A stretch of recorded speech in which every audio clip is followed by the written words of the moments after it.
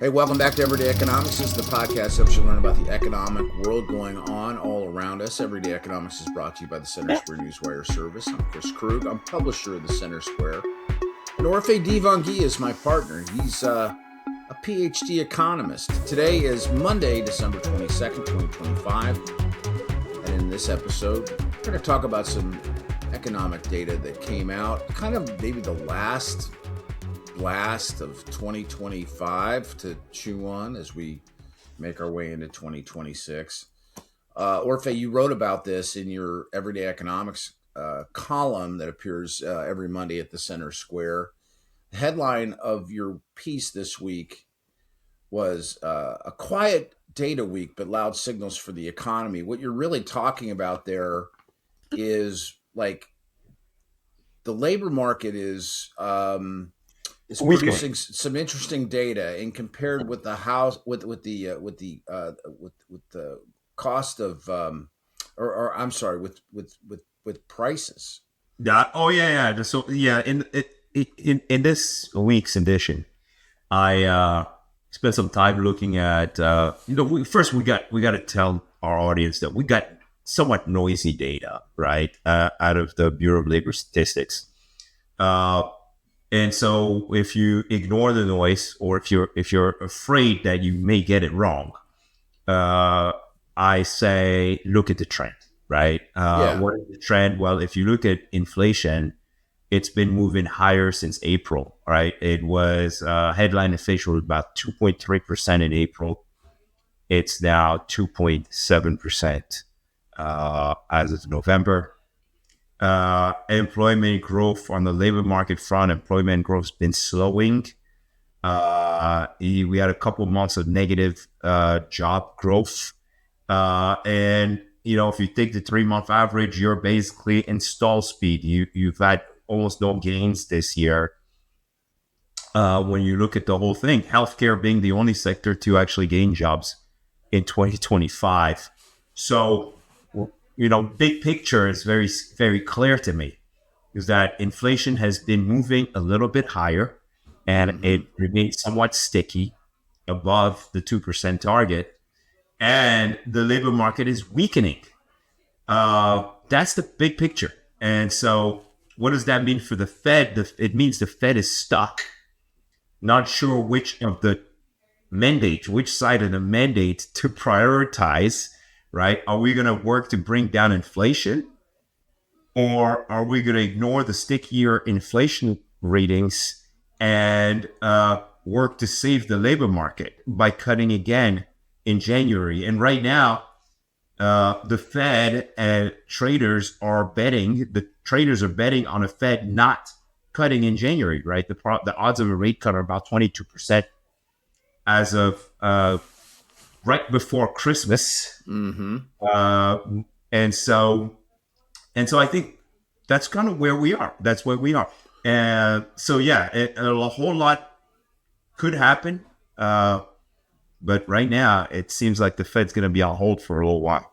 Okay, so you pulled some talking points out in the LinkedIn post that you produced that kind of coincided with this, and here are the points that you articulated. As far as inflation goes, the consumer price index, it looks softer, and you attributed that partially to some quirks in methodology. You said goods prices are firming. However, you said that housing disinflation, and we are seeing a little bit of retreat with regard to housing prices.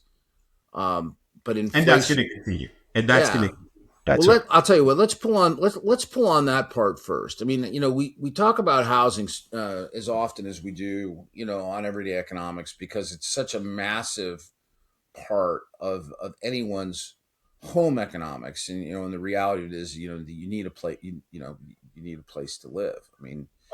Ultimately, it takes up, for some people, 30 to 50% of their income. Right. And that 40% is would probably be, at or near the average. So, let's just talk real quick about what's going on in housing right now. I mean, builder sentiment seems to be, headed in a better direction than where it was. Um, uh, we have new houses that are coming online, and we didn't have like a massive pause this year necessarily. So what is it? What is it that's happening inside of housing that's affecting Well, your yeah, I view of mean, the market as a whole?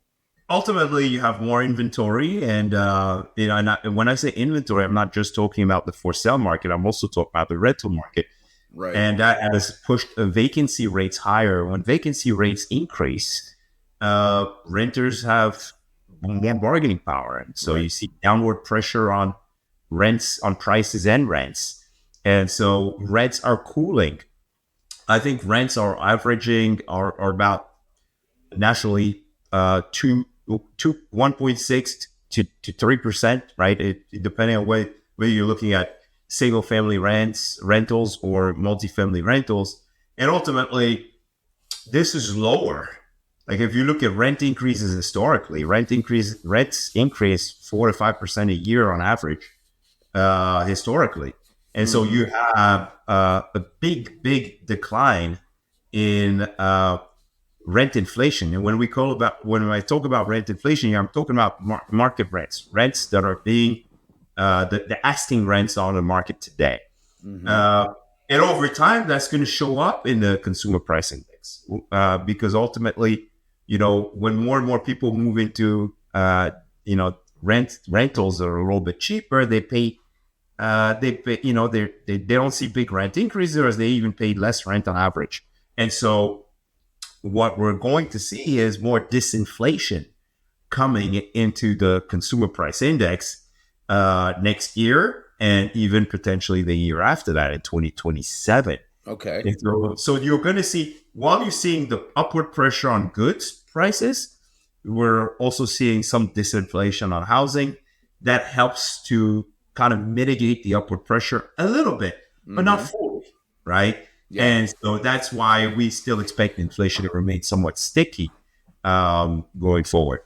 Let's talk about the jobs market, right? I mean, because I guess it kind of comes down to I mean, that's another obviously huge factor in the economy, right? You identify the fact that payroll growth is slowing down, so the number of people that have been added to payroll and total payroll expenditures. Um, you're saying that unemployment is at a measured 5-year high. So does that take us all the way back to like the massive, COVID Yeah, that's right. spike? Okay. It takes us back. It takes us back to 2021. And end of 2020, 2021, when things were starting to heat up. Uh, but ultimately, when you look at the balance in the labor market, what do I mean by balance? The number of job openings relative to the number of people who are looking to work, right? So that, the supply side and the demand side. When you look at the balance between supply and demand in the labor market, what you learn is that you have a lot more supply, meaning a lot more workers looking to work, than you have job openings, Mm-hmm. right? It used to be the opposite. We had more job openings than we had workers, but now the balance was restored, and now job openings have tipped below the number of unemployed workers. And so now you have more people seeking jobs that just aren't there. And so the unemployment rate is starting to tick up. And it could continue to tick higher because firms are pretty much on the sidelines. Most firms are not really expanding their operations or trying to hire new workers in the current environment. Yeah. And I think that's worrying, right? That's worrying. So there, a lot of businesses are not quite laying off people yet, but they've paused hiring. And I think that's the concern here. And why, in my opinion, the Fed should really prioritize the labor market going forward. Inflation is sticky, but is not reaccelerating, at least to the level that we had thought it would, right? Right. A lot of people had thought that because of tariffs, you would see these big spikes in price increases. That's not happening. Uh, and part of the reason why it's not happening is because the labor market is seems to be headed into a bit of trouble. Yeah. Well, I appreciate your thoughts as always, Dr. O. Make sure you read Orphe's Everyday Economics column every Monday at thecentersquare.com and listen to what we have to say every weekend on the Center Square Radio Hour.